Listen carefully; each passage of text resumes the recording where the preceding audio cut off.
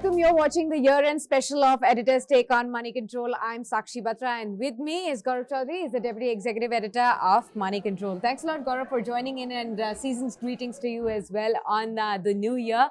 But I would like to start off with your thoughts first on the year that's gone by. On the one hand, we are actually seeing the markets close at record high levels, but at the same time, we have been seeing the growth has been dwindling. It is actually at a multi-year low as well. So how does one really assess the year that's gone by?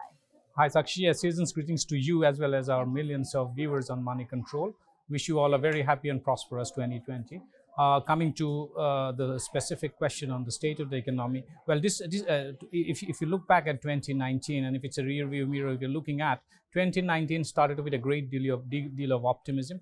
It was one of those years where we had two budgets. We had the interim budget as well as the full budget, because this was an election year where a new government got elected. Lok Sabha elections took place and a new government assumed office.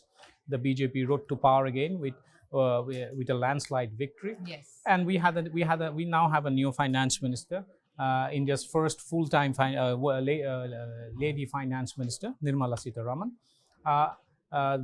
It is also the year when the interim budget and the full budget were presented by two different finance ministers. The interim budget was presented by interim finance minister Piyush Goyal, who was standing in for late Arun Jaitley, who has unfortunately passed away because of illness. He presented the interim budget when Arun Jaitley was undergoing a health treatment.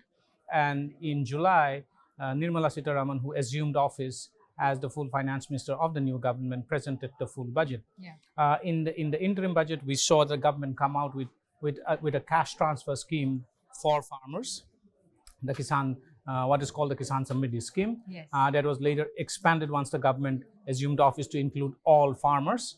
So its scope was expanded.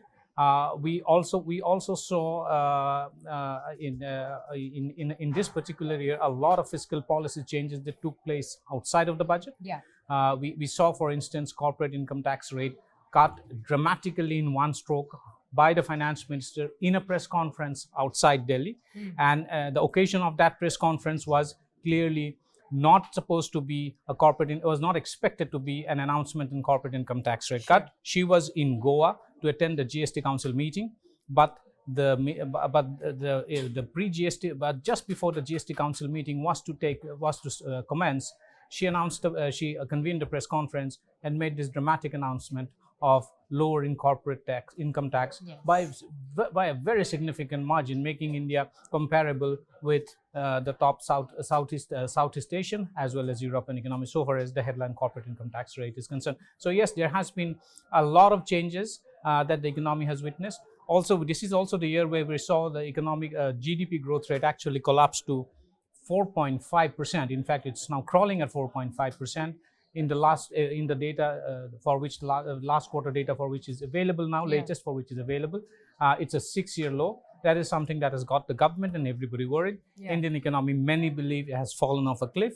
Be that as it may, there have been a lot of fiscal policy announcements. Also, this is also the year where a lot of monetary policy announcements took place. In fact, we saw as many as 5 interest rate cuts during the course of the calendar year, starting from February to December. In fact, the repo rate, the rate at which the RBI lends to banks, it's currently ruling at almost it's nearing its record low. So that is something that this economy has seen. We have also seen that consumption spending has collapsed, and that is showing up in the way the economy is behaving now. In fact, and that is what I wanted to understand from you, Gaurav. This year has been where we have seen multi-year low of sales in auto sector as well. Consumption has been dwindling. There is a demand slowdown, especially in the rural sector as well.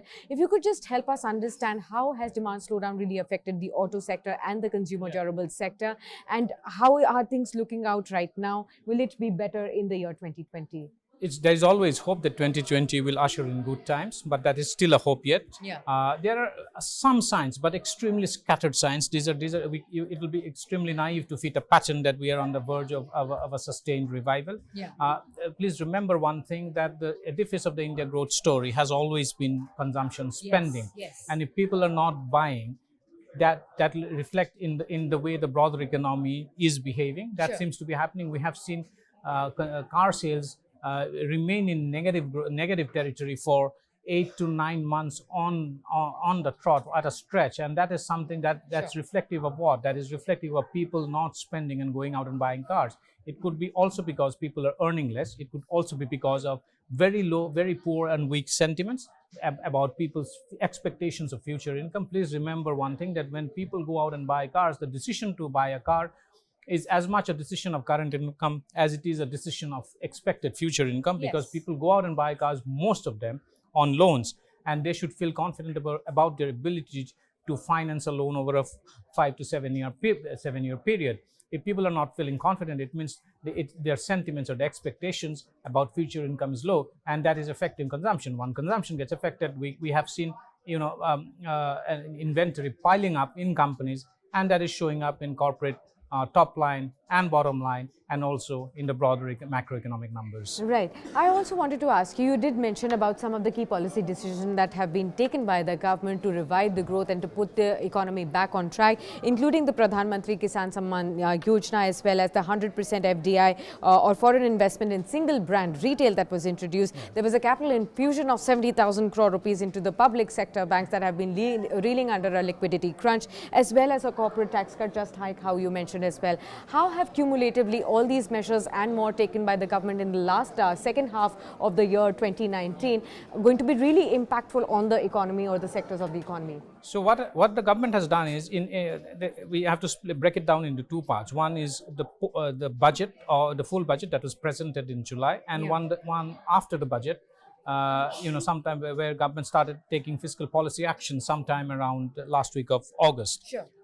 In the July, the government did come out in announcements, a series of announcements, including actually a hike in the effective income tax rate of the wealthiest, and that did not go down well. So there was also a surcharge on foreign portfolio investors, Sure. which did not go down well at all with the markets. Markets did not like the way the government went ahead and announced the decision to impose a surcharge on foreign portfolio investment in India.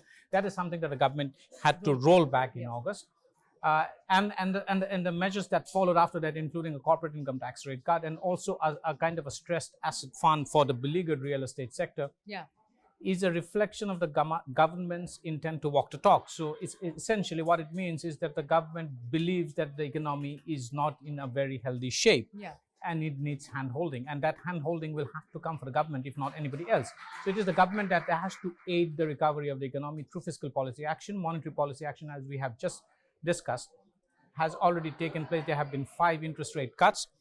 Probably we are nearing the end of interest rate cuts in the RBI's policy action moves. A lot now depends on what will happen in 2020. Yes. And that event that everybody is looking out for is the budget that the Finance Minister Nirmala Sitharaman will present in February 2020. Absolutely. And I did want to ask you in the end about the outlook on 2020 as well, the year that we are just about to welcome. What are the macro factors that are going to be very important that all the investors and markets also will be watching out for in the year 2020? So there are a couple of things. One, we need to find out what is the kind of outlook the economic survey says just before the budget is presented. Yeah. Economic survey is an economic report card. It's an official economic report card. And what is the kind of growth projection that the economic survey lays out for 2021? There are reports that it could be in the range of 6 to 6.5%. If that is the case, that's still about a 2 percentage point rise than what the current GDP growth rate is. That is one. Two, what are the kinds of fiscal policy announcements, particularly in the individual income tax front, that the government announces or the finance minister announces in the budget? There is a lot of expectation, extremely heightened expectation, that the Finance Minister Nirmala Sitharaman is going to make big announcements on rejigging individual income tax rates and slabs so that it leaves more money in the hands of people to spend and save. If that does not come about, that's going to be a dampener. I think the finance minister will have to live up to the expectations, if not anything, to lift the sentiments, which is absolutely critical for the real economy to revive. Absolutely. Thanks a lot, then, Gaurav, for sharing all those insights. So with that, we wrap this year-end special of Editor's Take. Thanks a lot for joining us, and a very happy and prosperous new year to all our viewers of Money Control as well. Thanks for watching.